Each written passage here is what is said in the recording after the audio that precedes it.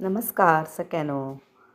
आज घरचा स्वाद या यूट्यूब चॅनेलमध्ये मी करते सुरमई म्हणजे सुरमई माशाची आमटी. यालाच माशाची करी असेही म्हणतात.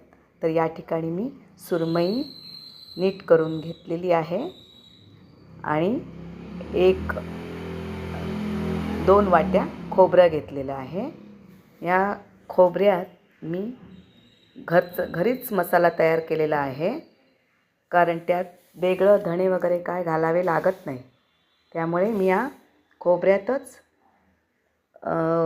मसाला घालणार आहे. तो माशाचा मसाला आहे खास.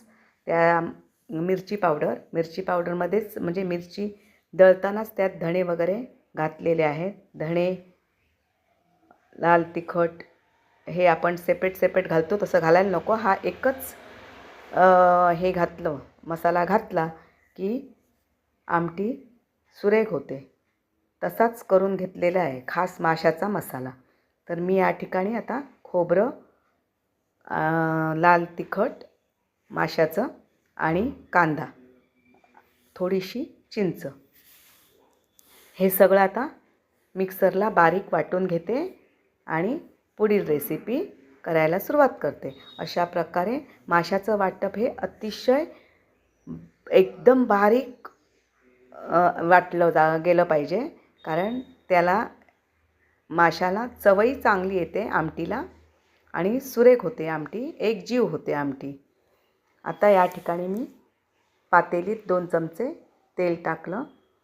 कांदा टाकून घेते फोडणीसाठी आणि कांदा जरा परतून मऊ झाला की मग त्यात जे वाटून घेतलेलं खोबरं आहे ते खोबरं या कांद्यावर टाकून जरा परतून घेणार आणि आपल्याला जेवढं पातळ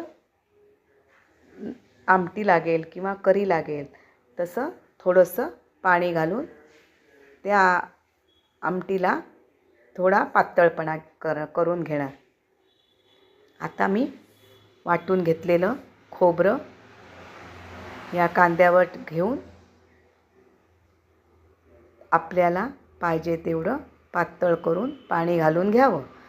म्हणजे करी ही अगदी पातळही असू नये आणि अगदी जाड पण असू नये, मीडियम पाहिजे.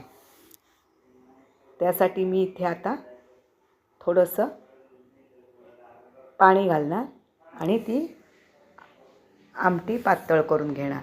अशा प्रकारे पाणी घालून ती आमटी मी पातळ करून घेणार आणि आमटीला